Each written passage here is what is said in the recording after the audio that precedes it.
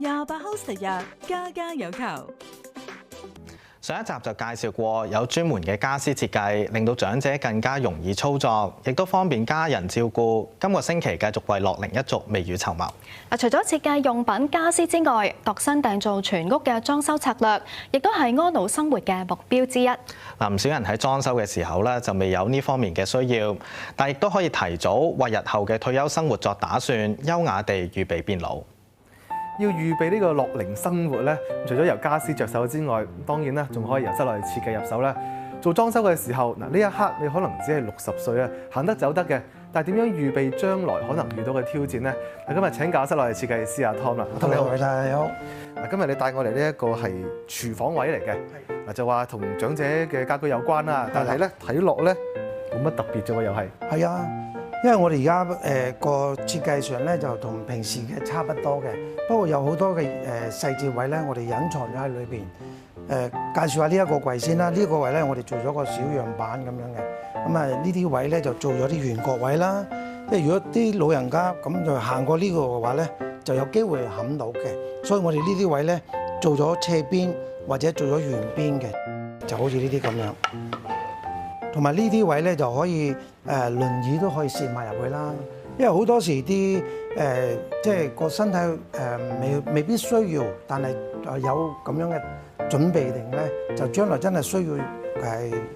要用到嘅時候咧，就都唔會重新再做過咯咁樣。我見呢度有個凹位啦，係啦，呢個斜邊啦，輪椅可以入到嚟啦，係啦，人企埋去咧都可以企得近啲嘅。係，呢度都好舒服喎，挨埋去。係啊，呢度有做埋個斜邊㗎，就唔會話頂住有隻腳。啱啊！個煮食爐咧就建議係用翻電磁爐啦，因為驚佢唔記得熄火啊，同埋就即係明火就危險啲。同埋我哋盡量將個空間利用晒啦，呢個位都有個櫃桶啦，可以用埋佢啦咁樣。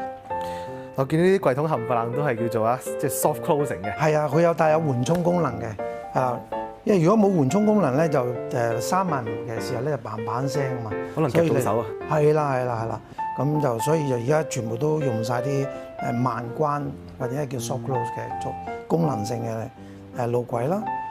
同埋咧就我哋而家呢個櫃桶咧就專登做咗個2細1大嘅，係啦，因為而家啲櫃桶咧就如果做得咁淺嘅話咧，佢擺唔到個米缸，亦都擺唔到個豉油樽，因為老人家如果啲豉油樽啊擺喺側邊嘅時候咧就好唔好用啊嘛，又唔美觀，所以我哋將佢咧就擺咗喺下邊嗰度，係啦，盡量啲重嘢低位。係啦，唔使擒咁高啦，係啦，咁樣用嘅。我見呢一些設計咧，全部都係比較即係隱藏式啲嘅，係咪特登咁做啊？係啊，專登㗎，用家未必即時需要用到呢個功能，但係咧就佢可能遲啲需要喎，因為咁咧就將嗰啲功能咧就我哋隱藏咗喺呢裏邊嘅，例如好似呢個扶手咁啦，佢本身個水槽嗰度咧就平時用嘅話咧都係稍為比較高啲嘅，係啦，你見到呢個稍為矮啲啦，咁咧就我哋可以做個扶手嘅功能上嘅。咁樣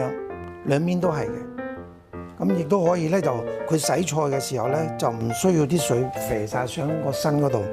同埋咧就如果真係佢坐輪椅嘅話咧，就呢個位置咧亦都可以我哋做切菜功能嘅。咁除咗呢個拉手啦，呢個星盤咧都係我哋常見嘅子母盤嘅設計啦。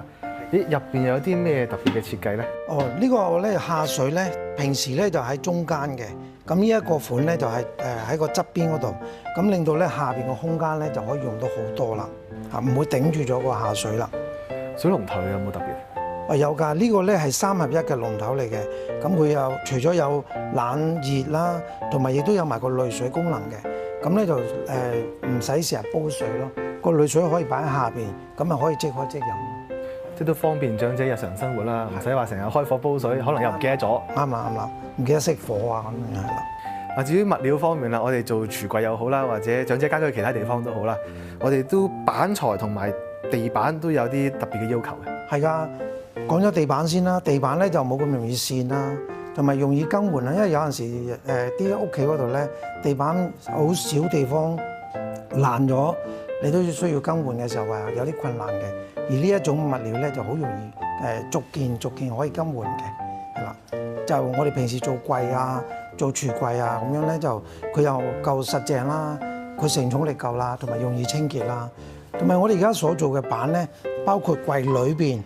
都係咁樣嘅，裏裏外外全部都封晒嘅，包括呢啲邊都封埋嘅。咁咧就變咗冇咁容易潮濕啦，同埋藏曱甴啊咁樣樣，係啦咁樣嘅。樂齡其實60歲啦，或者好快樂嘅年齡啦，60歲到。咁其實個個香港人都好健康，但係如果佢一陣時要做裝修嘅話咧，一裝修用嘅可能20年、20幾、30年咁，去到70幾、80歲嗰陣時，其實你冇乜機會可以再裝修大裝修。所以我哋覺得60歲裝修係好重要嘅。我哋想用到啲心機喺個裝修上面，用到60歲、70歲、80歲都啱用嘅裝修。咁變咗我哋就喺嗰啲細微細節位嗰度咧，就去思考呢個點樣俾佢哋容易啲用。好多時佢哋嘅反應咧就話：我唔想喺呢一刻或者即係嗰個設計上唔係好似醫院啊或者公家地方咁樣樣嘅，就係預備咗用啲即係個扶手啊半床式啦，地板係冇咁容易跣㗎啦咁樣樣嘅。反而咧就我哋透過佢哋咁嘅要求咧，就我哋學到嘢。例如我哋曾經做過一個工程咁啦，個女女咧大約都60歲，佢幫我90歲嘅爸爸去準備呢個工程。咁咧就佢話：如果爸爸百年歸老嘅時候，可能我都啱用喎。咁你呢個裝修可以一路延續落去用。所以佢有部分嘅要求咧，就例如地台床咁樣先啦。平時都會做地台床㗎嘛，咁咪地台床通常都會有一張凳咁高嘅，咁梗係有一級㗎嘛。咁佢會諗到咧就話：咁我將來上唔到樓梯咁點咧咁樣？咁我哋幫佢設計咗咧，就個樓梯級咧係活動嘅。咁咧就當佢真係需要嗰陣時咧，佢坐喺床邊度，跟住咁樣瞓落去，可以有呢啲咁樣嘅功能性。係反而係啲客教導我哋，咁樣樣佢哋啱用啲喎咁樣。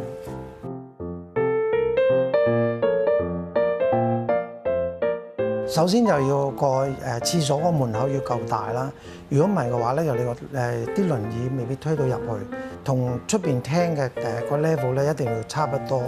同埋咧就一定用啲防線嘅地磚啦，同埋個扶手就要睇下真係用喺邊一個位置，因為我哋發現咧就有部分嘅用家咧，佢哋所用嘅嗰個扶手咧係安裝得唔合理啊，嗰個位咁咧。就隻手好容易攝到入去，咁我哋建議係斜斜地咁樣樣容易搲到嘅位啦，咁樣。咁咧就睡房咧就睇下要有啲預留啲插數啦，因為有陣時咧就佢哋需要用到啲電動嘅床褥，同埋就係個高度，例如嗰個有啲床咧比平常係高咗，咁啊佢咧又係想瞓落床嗰陣時咧就有啲困難，因應佢嘅身形去就翻嗰啲位嘅。顏色上就唔好太過太多啦，即係以淺色啊、光猛為主啦，同埋咧就以容易打理為主，因為老人家你要佢擒高擒低去做個清潔呢個動作都唔實際嘅，所以我哋建議就係油油啦，有啲靚啲嘅油漆啦咁樣樣。我諗sensor 而家係必須要咯，尤其長者或者身體開始變化嘅，而家好多呢啲 sensor， 咁好多都美觀嘅。我哋發覺有一個 case 咧，就係啲長者唔見到個 sensor 喺度光咗有燈咧，即係代表錄緊佢哋好緊張。咁所以而家有啲 sensor 唔係有影像嘅，而係只係記錄到佢嘅有啲數據嘅啫。咁嗰啲就可以多用途啲啦，可以擺落凳啊、梳化底啊，甚至乎其他非影像式嘅 sensor 亦都好重要嘅。咁我哋另外覺得啲燈掣咧，如果較低啲會好啲，因為有時佢哋可能高度可能改變咗啊，坐輪椅啊，咁可以低啲。咁所以都係考慮嘅室內設計其中一個考慮嘅因素。節目時間差唔多，大家可以下載有線新聞 App， 重溫每集內容，追蹤專業同埋觀眾群組，緊貼最新資訊。如果大家有家居疑難，可以透過呢一啲途徑發問，同大家分享。下星期再見啦，拜拜。拜拜。